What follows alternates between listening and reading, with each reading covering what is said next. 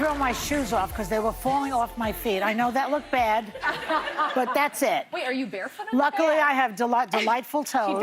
She has some of the best feet I've ever seen. I'm a star on Wiki Feet. So here's a story for you. Kamala Harris' new memoir, 107 Days, that's the title, hasn't even hit bookstores yet, but it's already causing a lot of controversy. In the book, she says that leaving the decision to run again up to President Biden alone was, quote unquote, reckless. She also accused his team of not having her back as vice president. But reportedly, her side of the story isn't going down well with the Biden team. Gee, what a surprise. They are pushing back and saying that she was the main cause of her own problems, okay? So it sounds like there's no love lost in that little camp. Yeah, but I find it sad, frankly. Well, the most glaring part to me is we're talking about teams, not the people. It's the Biden team. It's the Vice President Harris's team. Supposedly, she actually called President Biden when she was writing it because she knew these excerpts would get picked up, and she wanted, out of respect for him, to tell him about it first, which I thought... she says that he shouldn't have, it was reckless for him to... I'm not saying that when you can be honest and be respectful at the same time. It's not covering up what she wrote. Yeah. She's saying, out of due respect for you, it doesn't mean what comes out of my mouth next may not be critical or my opinion, but it's saying, I revere you and respect you. And I think they genuinely, the two people, respected each other. I think the problem here is the nastiness of the teams that have way too much control, in my opinion, in the White House. That part was very surprising to me because... Which part? The Biden team coming back and saying really not nice things about her. But then on the other side, there were members of the Biden team that said that, quote, we all know that the Biden folks treated her and her team like blank. We never thought she would actually say anything. The staffers across a range of ages and positions that I'm talking to are proud of her. So it's very interesting because what she's saying is her own experience, but it sounds like it was a truthful experience. You know, so I have a lot of friends in Team Biden. I have a lot of friends in Team Kamala.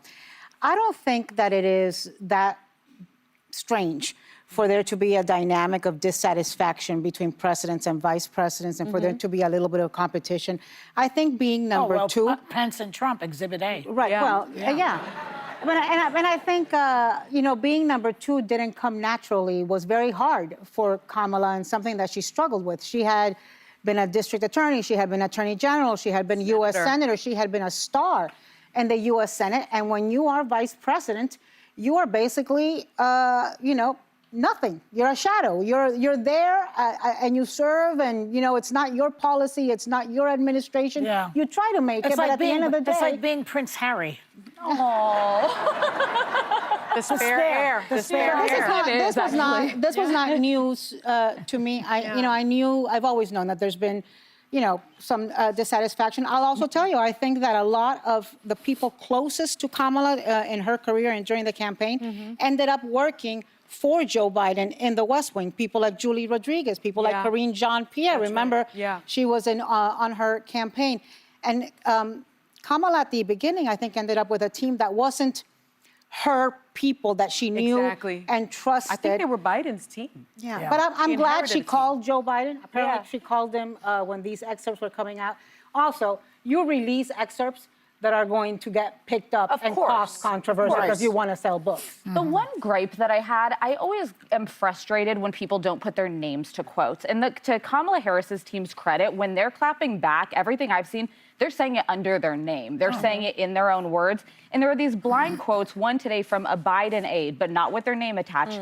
VP Harris was simply not good at the job. She had basically zero substantive role in any of the administration's key work streams. She would just dive bomb into photo ops and expose how out of depth she was. See, that's ugly. To say that about the first female vice president, the sitting vice president that you served under, when you serve in the White House, you serve both the president and vice president, is extraordinarily disrespectful as far as I'm concerned. And if you're going to say it, put your name to it. And if the excerpt say it with your full chest. Everybody say it. The excerpt that was released, I never knew this, but she shared a story about after the AUKUS agreement. It's a foreign, I'm not going to get into the foreign policy of it, but there was a cooling in relations between France and the United States because they felt like they were left out of this agreement.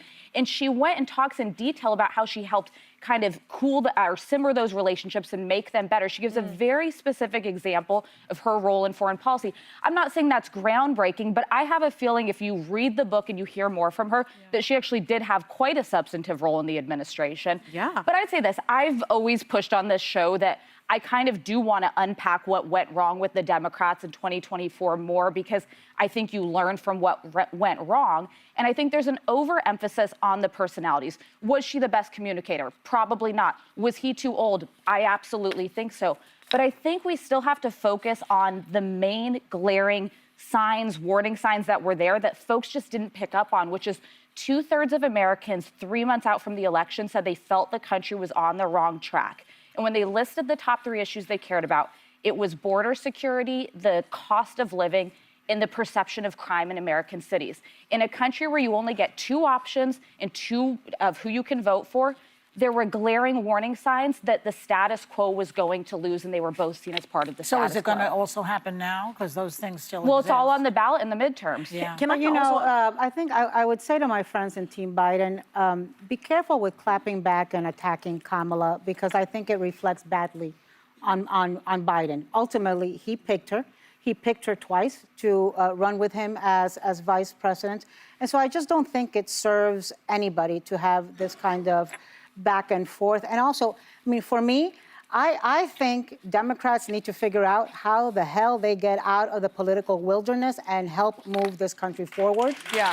And I hope that Kamala Harris and Biden and his advisors are part of that conversation. Can I just add one last thing? Because to your point that people are not putting their names on sort of the criticism, Ron Klain, who was Biden's chief of staff, did put his name to something, and he said, I thought she did a good job as vice president. I feel badly that she found the experience negative. And then he also said, I don't think we, meaning the Biden team, did a good enough job of selling her. He put his name to that. I appreciate and I appreciate That's that. nice.